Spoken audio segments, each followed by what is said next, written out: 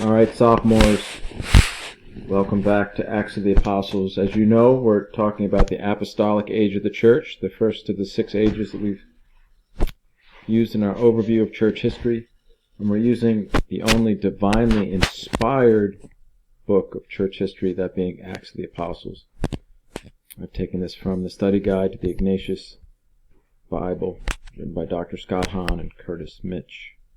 The image you see there is Peter addressing the crowd of his inaugural sermon after Pentecost. Remember that we're using the framework from Acts of the Apostles, Christ's last words before ascending into heaven. He said, "You will be my witnesses in Jerusalem, in Judea and Samaria, and to the ends of the earth."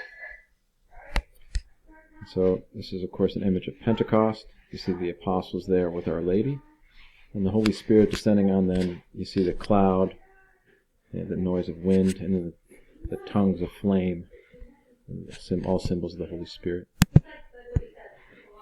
Today, of course, we're going to focus on the role of Peter as Prince of the Apostles and Vicar of Christ. Okay, which is our subtitle here: Simon Peter, Prince of the Apostles, Vicar of Christ. And I want to go back to the Gospels to remind you, or to teach you, show you that Peter had a special role and was groomed for a special role by Jesus Christ himself, even during Christ's earthly life. Okay. All 4 evangelists note that Peter was the first apostle chosen by Jesus. And you might recall that when Peter laid eyes on Christ, and Christ laid eyes on Peter for the very first time, he said, "You will be fishers of men." He had a role picked out for Peter from the start. Peter features more than the other 11 apostles in Christ's public life and the stories that they tell. And outside the 12, Peter was recognized as the leader. For example, when the collectors of the temple tax sought out the 12 to collect the tax, they asked Peter as the leader. They didn't have the chutzpah to ask Christ himself, so they asked Peter. Peter often spoke to Jesus on behalf of the 12, as the head of the 12.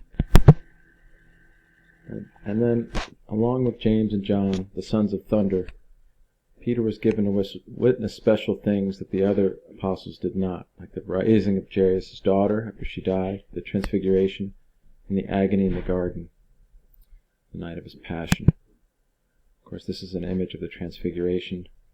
That's where Jesus, James, and John, and Peter went up Mount Tabor. And when they get up there,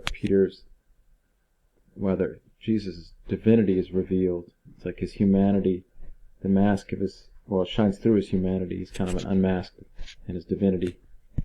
And they saw that. It's about 3 weeks before the Passion.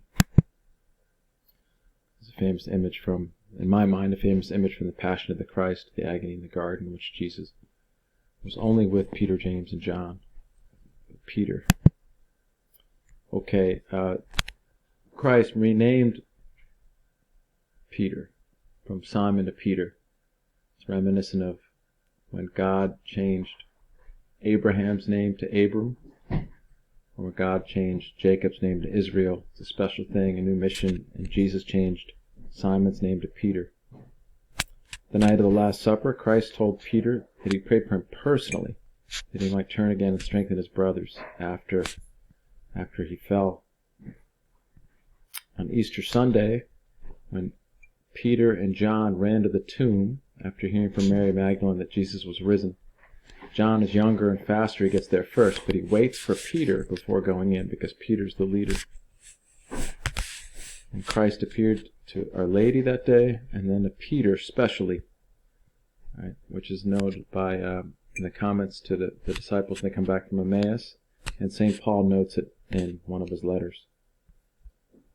Christ made promises to Peter that he made to no one else, right? That he would be the foundation stone upon which Christ would build the church, and he gave him the keys, symbol of authority and the succession of authority. And then the last main point is after the resurrection.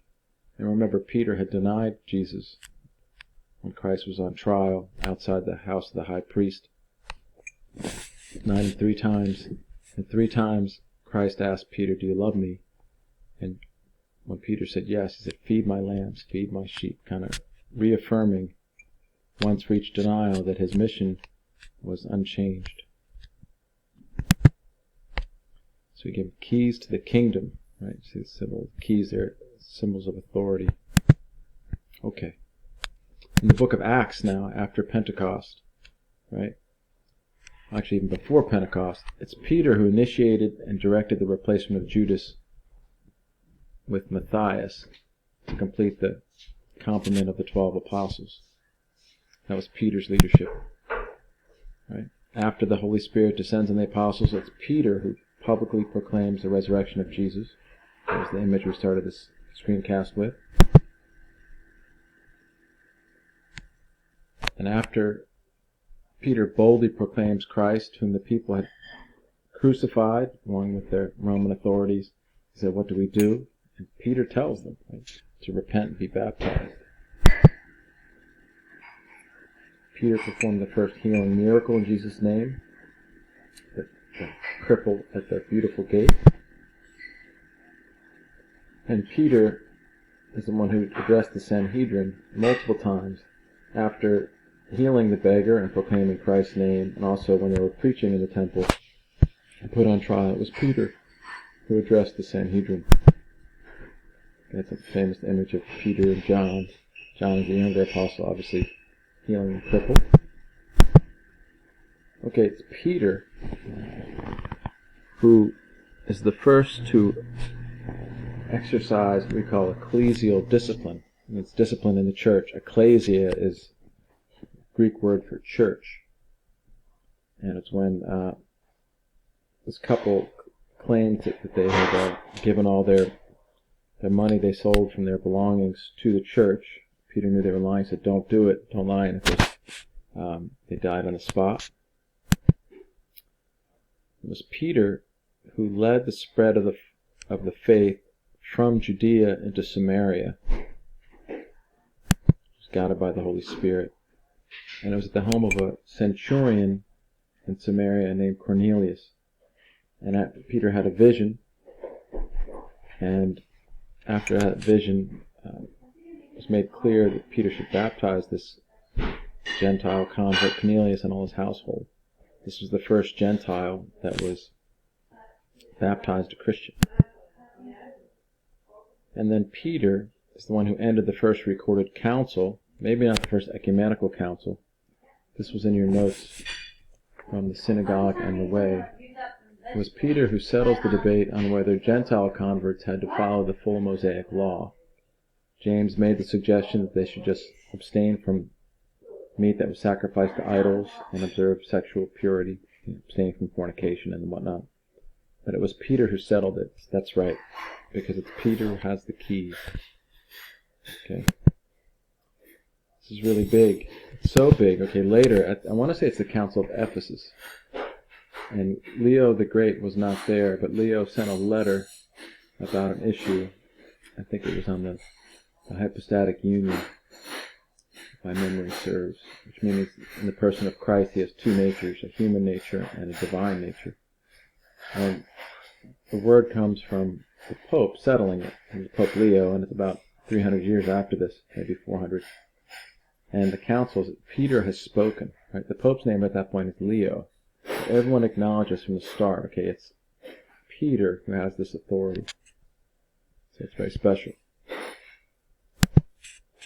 Okay, in sum, right, in the Gospels we find Christ again and again grooming Peter for a unique role of leadership and service to the others. Right? Christ chose Peter for that. And as you read the Gospels many times, you'll find yourself being very grateful that Peter says what he says and asks what he asks and does what he does. Such a model. Peter is courageous, impulsive, fallen, flawed, but a true man who knew how to love. Okay, now in Acts of the Apostles, you see Peter engaged as a spiritual father and as Christ's vicar on earth. Remember, vicar means representative. The things that Christ did, Peter did. in terms of proclaiming the kingdom, administering the sacraments, right? Ruling on issues, giving witness, right? Because it's the role of Peter and the apostles to bear witness to Jesus and to present what he taught. Now remember, okay, another last image of Peter, that we're breaking down Acts into 3 parts, right? You'll be my witnesses in Jerusalem, in Judea and Samaria, and to the ends of the earth. Peter is the main focus in these first 2 parts, the city of Jerusalem, and then in the Holy Land, okay? But it's going to be St. Paul that we're going to discuss next, because it's Paul who is the main apostle of the Gentiles, going to spread the church and spread the faith throughout the Roman Empire. Okay, he's the apostle to the Gentiles par excellence, right? But Peter is the focal point here. It's Peter has Christ's special authority, right? And so that's just evident from the very beginning with the Acts of the Apostles. That's all for now. Thank you.